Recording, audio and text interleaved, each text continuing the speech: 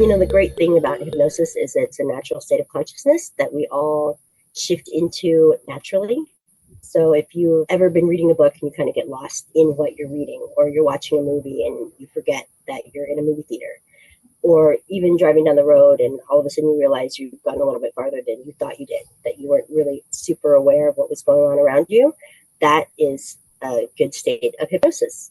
So it's easy to move into that state, and we naturally do it.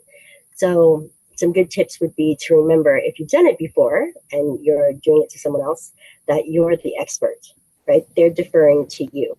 So that natural confidence that you have of directing them, whether it's indirect or direct, whichever way that you prefer to speak, and your time frame. So whether you like a fast cadence or slow cadence, being the expert, the best way to put someone into hypnosis is to make sure that you're the one who's comfortable doing it. People will naturally defer to you because you are the expert, and we all want to get into those altered states to get that information that we have inside of us.